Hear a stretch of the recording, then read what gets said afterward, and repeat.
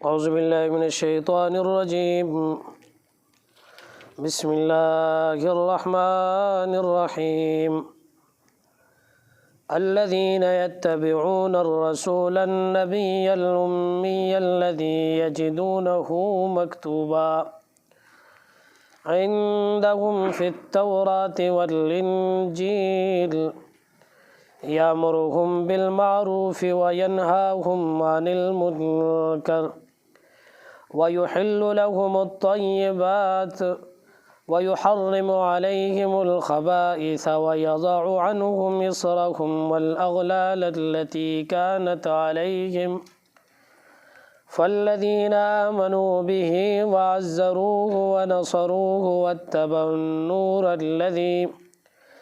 الذي أنزل معه أولئك هم المفلحون سبحانك لا علم لنا إلا ما علمتنا إنك أنت العليم الحكيم نستغفر الله الذي لا إله إلا هو الحي القيوم ونتوب إليك الذين جن لوگوں نے یتبعون کے تابعداری کی الرسول اس رسول کی النبی الامیہ جو نبی امی ہے الذی یجدونہ مکتوبا جسے وہ پاتے ہیں لکھا ہوا عندہم اپنے پاس فی التورات تورات میں والانجیل اور انجیل میں یامرہم وہ حکم کرتا ہے ان کو بالمعروف نیکی کا وینہاہم وہ روکتا ہے ان کو عن المنکر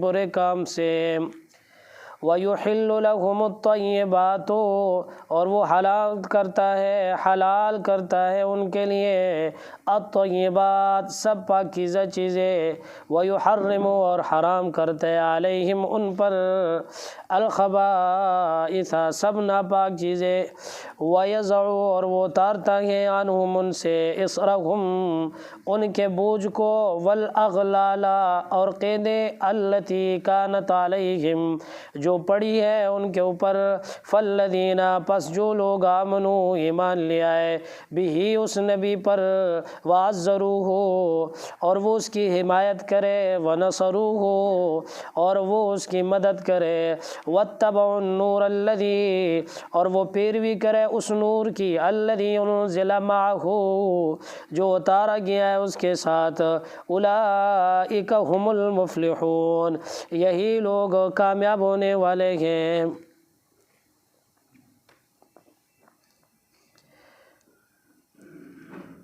اس آیات کریمہ سے ماقبل اللہ نے تذکرہ فرمایا تھا یہود کا،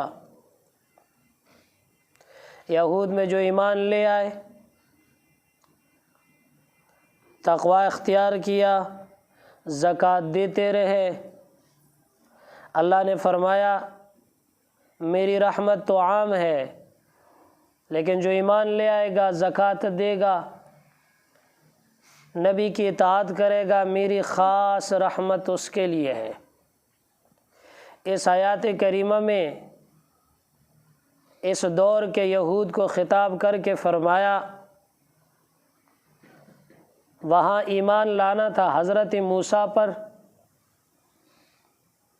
وہاں ایمان لانا تھا تورات پر، وہاں زکوٰۃ دینی تھی تورات کے حکم کے مطابق۔ یہاں اگر تم میری خاص رحمت میں شامل ہونا چاہتے ہو تو میرے آخری نبی پر ایمان لانا تمہارے لیے لازمی ہے۔ اے اس دور کے یہود و نصارہ، اگر تم نے میرے آخری نبی پر ایمان نہ لائے اور اس کی اطاعت نہ کی، اس کے شریعت اور احکامات کو نہ مانا تو میری خاص رحمت میں تم شامل نہیں ہو سکتے ہو۔ اس آیات کریمہ کی ابتدائی جملے ہیں، ان کی وضاحت و تشریح اور کچھ تفسیر کل کے درس میں ہو چکی تھی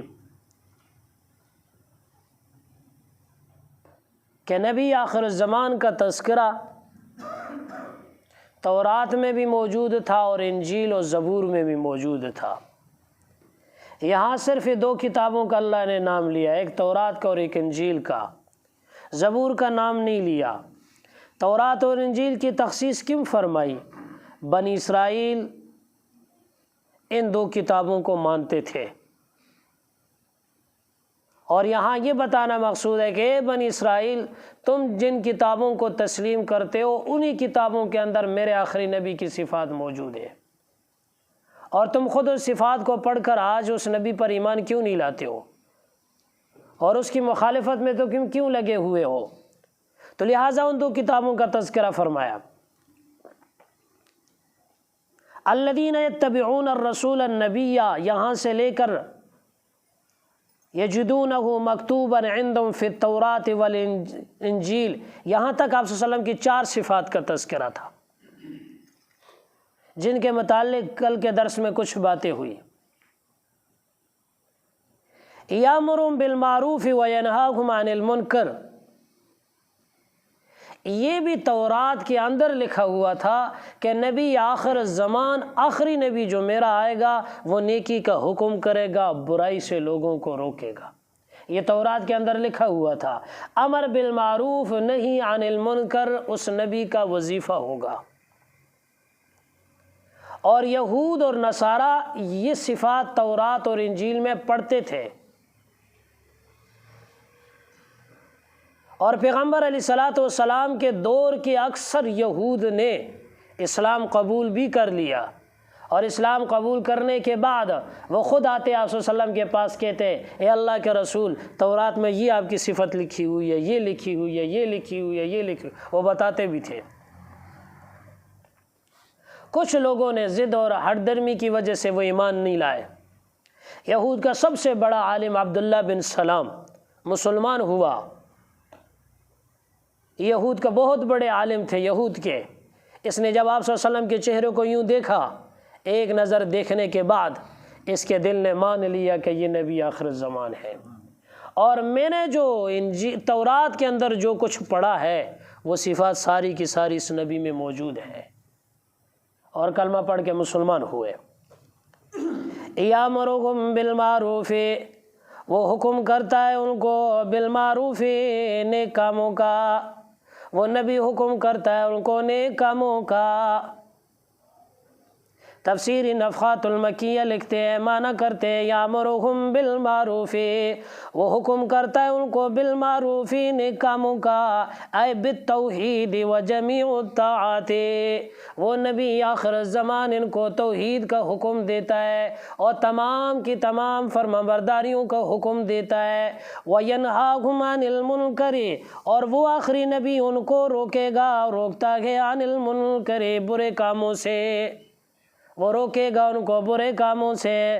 نفحات المکیہ لکھتے ہیں برے کاموں میں سب سے سر فہرست، سب سے بڑا برا کام عن الشرک و جمیع المعاصی، شرک اور تمام کے تمام گناہ ہے، یہ آخری نبی آ کے امت کو شرک سے روکے گا، یہ تورات میں بھی لکھا ہوا تھا، اور شرکیات کا دروازہ بند کرے گا اور تمام کے تمام معاصی کا توڑ پیدا کرے گا۔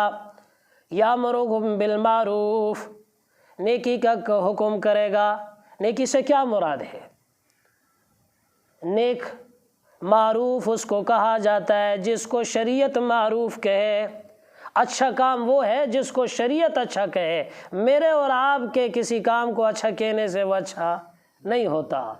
آپ کے آسانی کے لیے یوں سمجھ لے، جس کام کو نبی نے اچھا کہا ہو، جس کام کو صحابہ اچھا سمجھ کے کر رہے ہو، جس کام کو تابعین نے اچھا سمجھ کے کیا ہو تو ٹھیک ہے، اس کے بعد والوں کا کوئی اعتبار نہیں ہے۔ ان زمانوں کے لیے رسول صلی اللہ علیہ وسلم نے دعا فرمائی ہے کہ یہ 3 زمانے بہترین زمانے ہیں، ان میں دین کا کام جو مشہور ہوا ہے، جس کو دین سمجھ کے انہوں نے کیا ہے، وہ اگر بعد میں چلا تو ٹھیک ہے، اس کے علاوہ جنہوں نے اپنے سے کچھ بنا لیا تو وہ دین نہیں ہے۔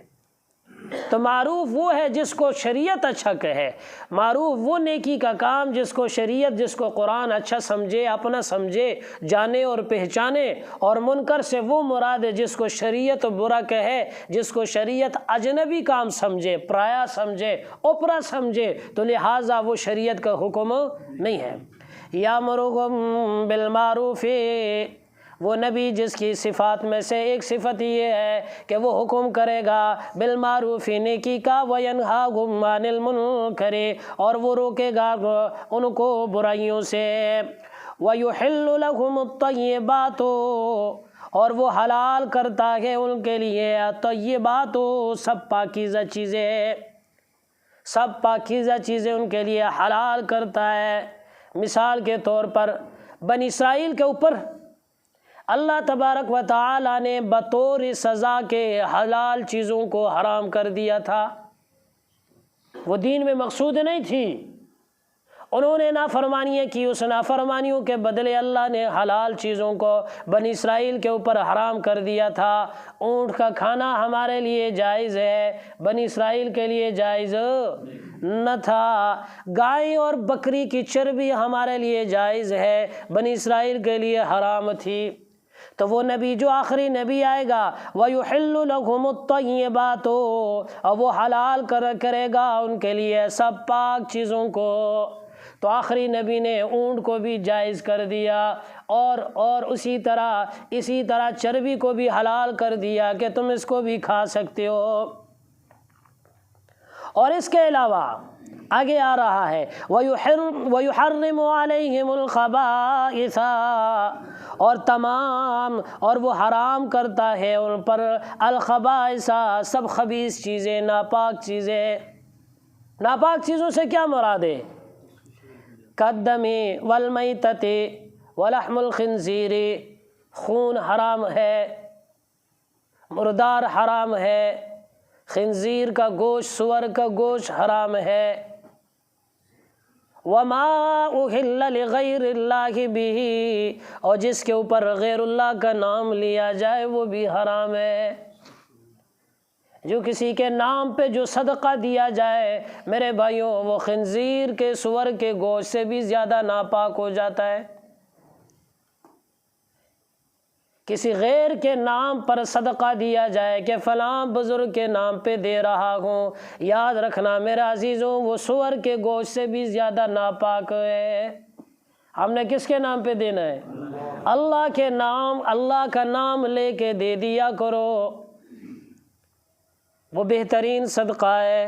اگر کسی اس کے بعد یہ کہہ سکتے ہو یہ چیز تو اللہ کے نام پہ دے رہا ہوں، اس کا ثواب ان کو پہنچا دے، ٹھیک ہے۔ اگر یہ کہہ کہ یہ فلاں کے نام پہ میں دے رہا ہوں، صدقہ کر رہا ہوں، صدقہ برباد ہو گیا، قیامت کے دن اللہ یہ شرک کیا اس کے متعلق پوچھے گا، سزا ملے گی۔ وما اہل لغیر اللہ، اور اس کو بھی نبی حرام کرے گا، آخری نبی اس کو بھی حرام کرے گا کہ جس کے اوپر غیر اللہ کا نام لیا جائے، اللہ کے غیر کو پکارا جائے، وہ آخری نبی آ کے اس کو بھی حرام کر دے گا۔ میرے اور آپ کے قرآن میں اللہ تبارک و تعالیٰ نے فرمایا حرمت علیکم المیتۃ والدم ولحم الخنزیر وما اہل لغیر اللہ، اللہ نے تمہارے اوپر خون کو حرام کیا، مردار کو حرام کیا، خنزیر و سور کے گوشت کو حرام کیا، اور جس کے اوپر غیر اللہ کا نام لیا گیا وہ بھی حرام کر دیا۔ ایک طرف مردار پڑا ہوا ہے، ایک طرف غیر اللہ کے نام پہ دیا ہوا کھانا پڑا ہوا ہے، آدمی مر رہا ہے، شریعت کا حکم ہے اس مردار کو کھا لو، اس جو غیر اللہ کے نام پہ رزق حلال دیا ہوا ہے اس کے قریب تک نہ جانا، یہ اس چیز سے بڑا ناپاک ہو چکا ہے۔ آخری نبی آ کے تمام کی تمام خبیث ناپاک چیزوں کو حرام کر دے گا، یہ ہو گیا۔ ایک معنی اور بھی کیا ہے، اور تمام حرام کے ذرائع کو بھی حرام کر دے گا، تمام کے تمام حرام کمائی کے جتنے بھی ذرائع ان کو بھی حرام کر دے گا۔ کس طرح؟ سود حرام ہے، رشوت حرام ہے، ڈاکہ حرام ہے، چوری حرام ہے، ہیرا پھیری دھوکہ حرام ہے، غصب حرام ہے، ناپ تول میں کمی حرام ہے۔ یہ نبی نے بھی اس طریقے سے جو مال کمائے گا آخری نبی نے ان کو بھی حرام کر دیا ہے، یہ بھی جائز نہیں، اور یہ سب چیزیں آج مسلمان کر رہے ہیں۔ ناپ تول میں کمی کرنے والا مسلمان، جھوٹ بولنے والا مسلمان، سود کھانے والا مسلمان، سود دینے والا بھی مسلمان، سود لینے والا بھی مسلمان، سود لکھنے والا بھی مسلمان، سود کی گواہی دینے والا بھی مسلمان، سود کا حساب کرنے والا بھی مسلمان۔ بیت اللہ میں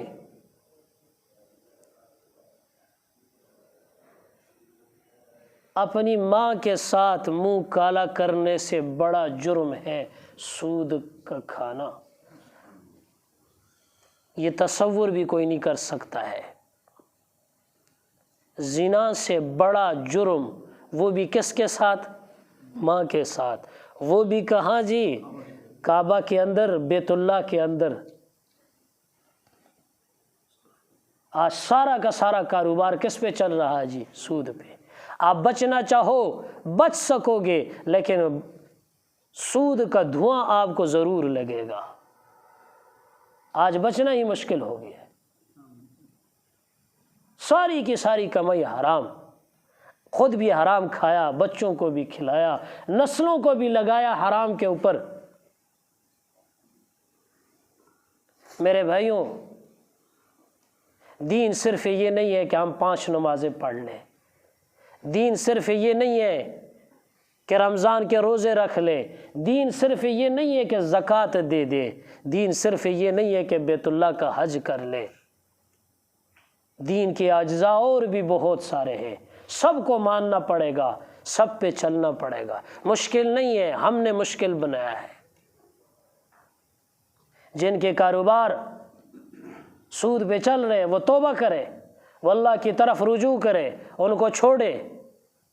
اللہ کا غضب بہت قریب ہے ان کے لیے۔ یہ دنیا میں مال بڑا نظر آئے گا، آخرت کا انجام اس کا بہت خطرناک ہے۔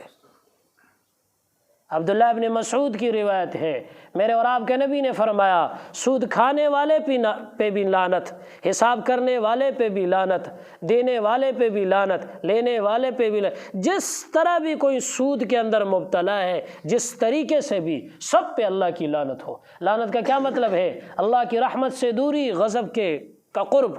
اللہ کی رحمت سے دور ہو جائے گا، غضب کے قریب ہو جائے گا۔ اللہ مسلمانوں کی حفاظت فرمائے۔ تو جتنے بھی آمدنی کے حرام ذرائع ہے، نبی ان کو بھی حرام کرتا ہے۔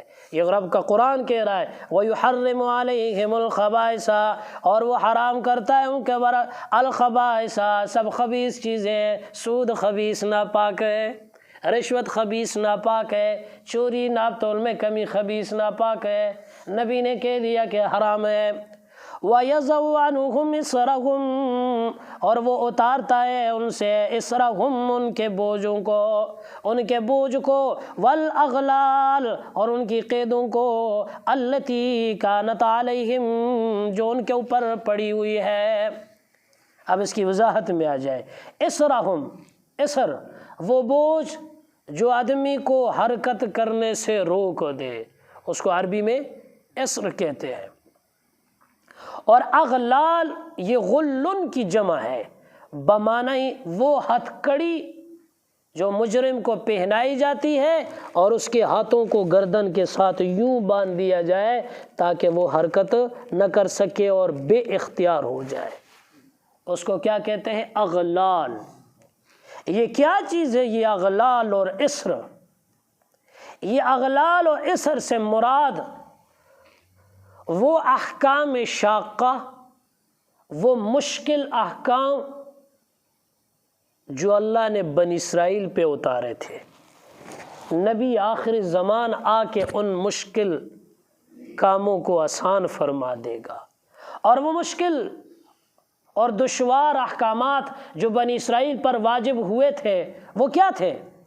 مثال کے طور پر کپڑے کے اوپر نجاست لگ جاتی بنی اسرائیل میں، ہمارے کپڑے پہ نجاست لگے ہم کس سے دھوتے جی؟ پانی سے دھو دیتے، وہ کپڑا کیا ہو جاتا ہے؟ پاک ہو جاتا ہے، نماز پڑھ لیتے۔ بنی اسرائیل کے کپڑے پہ نجاست لگتی، پانی سے پاک نہیں ہوتا، وہاں حکم تھا کہ قینچی سے کاٹو۔ نبی آخر زمان آ کے مسئلے کو ہمارے لیے آسان فرمایا، ان کے لیے بھی آسان فرمایا، نہیں پانی سے دھو دو، کاٹنے کی ضرورت نہیں ہے۔ نمبر 2، ہم میدان جہاد میں جائے، کفار سے لڑے، مال غنیمت حاصل کر لے، ہمارے لیے اس کا استعمال کرنا جائز ہے۔ بنی اسرائیل کے لیے مال غنیمت کا استعمال جائز نہیں تھا، اس کو رکھ دیتے تھے، آسمان سے آگ آ کے اس کو جلا دیتی تھی۔ آخری نبی آ کے اس مسئلے میں بھی آسانی فرمائے گا، جاؤ کافروں سے لڑو، مال غنیمت تمہیں مل جائے، اس کو اپنے لیے استعمال کرو، تمہیں استعمال کرنے پہ بھی ثواب ملے گا۔ اور اسی طرح ہفتے کے دن ان کو روکا گیا تھا کہ شکار نہیں کرنا، ہمارے لیے سب دنوں میں جائز ہے۔ وہ سنیچر کا دن ہے، وہ اتوار کا دن ہے، وہ پیر کا دن ہے، پورے سال کے 12 مہینے شکار کرتے رہو، رب نے جہاں سے روکا ہے ادھر مت چلا کرو بس۔ بنی اسرائیل کے لیے ہفتے کے دن شکار کی اجازت نہیں تھی، آخری نبی آ کے اس حکم کے اندر بھی آسانی فرمائے گا، اس حکم کو کے اندر بھی نرمی پیدا کرے گا، اور یہ حکم صادر فرمائے گا کہ ہفتے کے دن کیا کرو جی؟ شکار کرو۔ اور اسی طرح یہ حکم بھی ان کے لیے تھا، جس آدمی سے گناہ ہو جاتا اس گناہ کی سزا، ہمارے ہاں کیا ہے جی؟ گناہ کی معافی کس سے ہوتی ہے؟ آدمی سے گناہ ہو جائے، توبہ کر لے تو اللہ کیا کر لیتا ہے؟ معاف کر لیتا ہے۔ بنی اسرائیل کے لیے توبہ نہیں تھی، وہ جب گناہ کرتے، جس ہاتھ سے گناہ کیا تو ہاتھ کو کاٹا جاتا، جس عضوے سے اس نے گناہ کیا اس عضوے کو کاٹا جاتا، زنا آدمی سے ہو جاتا تو اس کے اعلی تناسل کو کاٹ دیا جاتا، یہ سزا تھی وہاں۔ آخری نبی آ کے اس حکم کے اندر بھی نرمی فرمائے گا کہ تمہارے لیے اس حکم کو بھی آسان کر دے گا۔ اسی طرح بنی اسرائیل کے اندر قتل عمد اور قتل خطا، جان بوجھ کے قتل کرنا یا غلطی سے کسی کو قتل کر دینا، دونوں صورتوں میں قصاص واجب تھا۔ بنی اسرائیل کے لیے تورات میں حکم یہ تھا کہ ایک آدمی جان بوجھ کے کسی کو قتل کر دے یا غلطی سے کسی کو قتل کر دے، دونوں صورتوں میں حکم کیا تھا کہ اس کو قتل کیا جائے گا، قصاص لازمی تھا۔ خون بہا کا قانون تورات کے اندر نہیں تھا۔ ہماری شریعت میں یہ ہے، اگر کسی نے قصداً قتل کیا ہو تو وہاں تو قصاص ہے، اور خطاً قتل کر دے تو وہاں قصاص نہیں ہے، وہاں خون بہا ہے، وہاں دیت دے گا۔ اور اگر قصداً قتل کیا ہے تو وہاں بھی ورثاء کو یہ اختیار دیا، اگر وہ معاف کرنا چاہے تو کیا ہو جاتا ہے؟ معافی ہو جاتی ہے۔ آخری نبی میرا آ کے اس حکم کے اندر بھی نرمی کرے گا، نرمی کر کے دکھائیں، اور پھر ہم آج اس کے دین پہ چلنے والے نہیں ہیں۔ کہاں ہے نبی آخر زمان کے طریقے؟ ہماری تو مسجدوں سے نکل گئے، گھر کی بات تو بہت دور ہے، نبی کے طریقے ہمارے مسجدوں میں نہیں ہے۔ قسم سے ہمیں مسجد سے داخل ہونے کا طریقہ نہیں آتا ہے کہ میرا نبی کیسے داخل ہوا، کون سی دعا پڑھی، کیسے بیٹھے۔ ہم تو مسجد میں بھی آ کے دنیا کی باتیں کرتے ہیں، مسجد میں آ کے بھی فیس بک استعمال کرتے ہیں، مسجد نماز میں کھڑے ہوتے پیچھے کتنی گھنٹیاں بجتی ہے جی، اندازہ کرو۔ ہماری عبادت کا کیا حال؟ سجدے میں بھی سر رکھ کے ہم کسی غیر کو یاد کر رہے ہوتے ہیں، جہاں رب کے لیے ہم آئے کہ یہ پیشانی کسی اور کے سامنے نہیں جھک سکتی، مولا تیرے ہی سامنے میں نے جھکائی ہے اور جھکاتا رہوں گا۔ زمین پہ یہ پیشانی زمین پہ تھوڑی ہوتی ہے، یہ اللہ کے قدموں میں، پیروں میں ہوتی ہے، وہاں ایمان والا رگڑ رگڑ کے کہتا ہے سبحان ربی الاعلی، پاک ہے میرا پروردگار، بلند و بالا ہے، اس کی شان کیا عجب ہے۔ یہ ادھر سر رگڑ رگڑ کے سبحان ربی الاعلیٰ کی صدائیں لگاتا ہے، تبھی تو اوپر سے آواز آتی ہے ارفع راسک یا عبدی، میرے بندے سر اٹھا، مانگ، کیا مانگنا چاہتا ہے؟ جنت مجھے نہیں چاہیے، تجھے دے دوں گا، دنیا مجھے نہیں چاہیے، تجھے دے دوں گا، کیا مانگنا چاہتا ہے مانگ۔ لیکن یہ کس کے لیے حکم ہوگا؟ کہ جو سر رکھ کے یہ خیال ہو، یہ توجہ ہو کہ میرا سر کس کے آگے ہے؟ اللہ کے آگے ہے۔ سبحان ربی الاعلیٰ کی صدا تو لگا رہا ہے، توجہ وہاں نہیں ہے، فائدہ نہیں ہوگا۔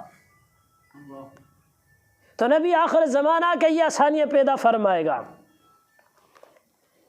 وَالْأَغْلَالَ الَّتِي كَانَتْ عَلَيْهِمْ، اور وہ قیدیں جو ان کے اوپر پڑی ہوئی ہیں، مشکل ان بندوں کو آخری نبی توڑے گا، آسانیاں پیدا فرمائے گا۔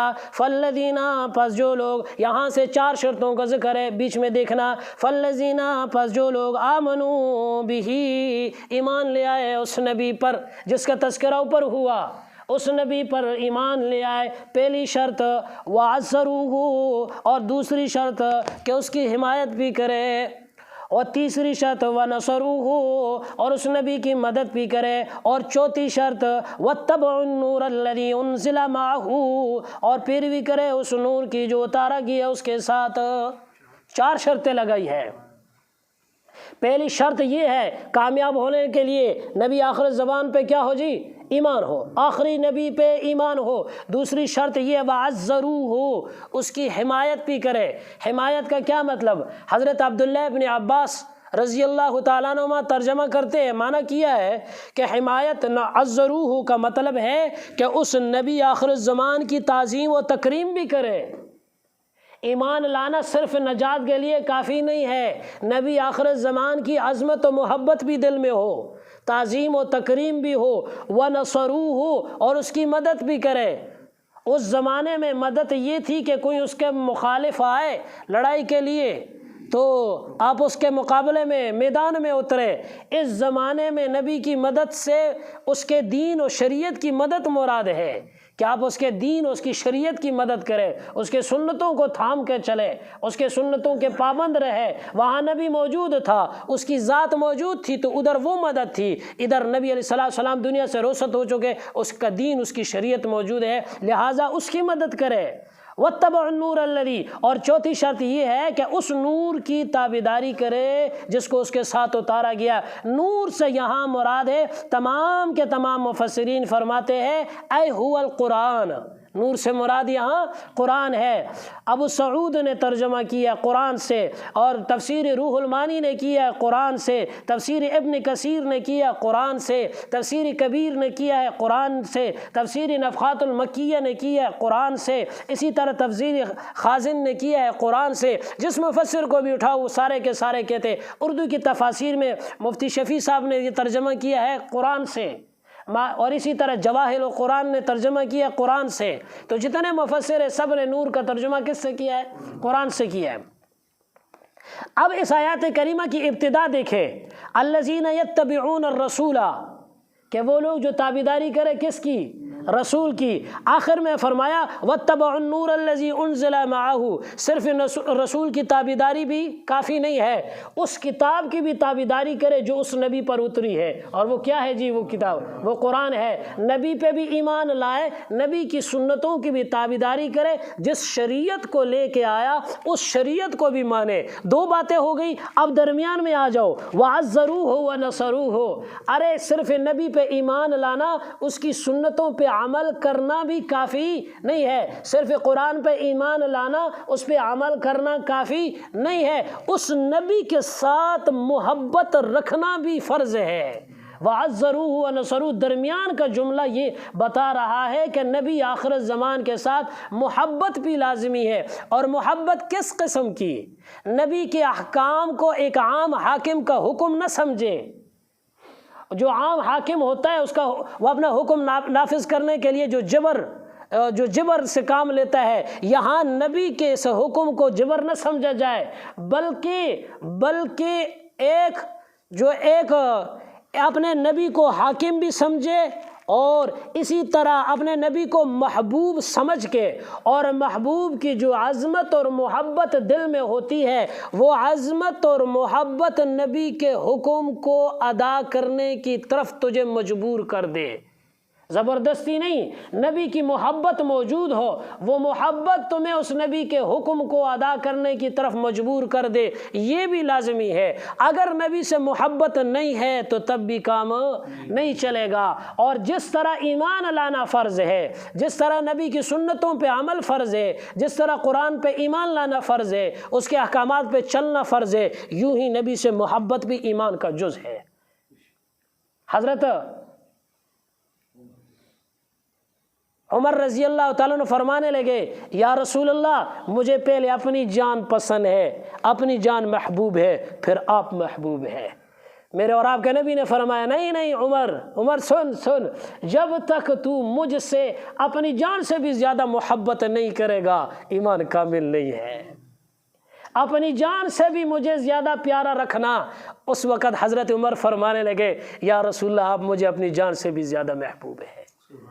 صحابہ نے محبت کر کے دکھائی، ہم نام کے عاشق ہیں، صحابہ حقیقی عاشق تھے، قسم سے میرے سامنے قرآن ہے، ہم نام کے عاشق ہیں، صحابہ حقیقی عاشق تھے۔ مثال تمہیں بتاتا ہوں ایک دو۔ حضرت انس فرماتے ہیں رسول اللہ صلی اللہ علیہ وسلم جب مسجد میں تشریف لاتے، کسی کی کیا مجال کے سر یوں اٹھا کے دیکھ لیتے،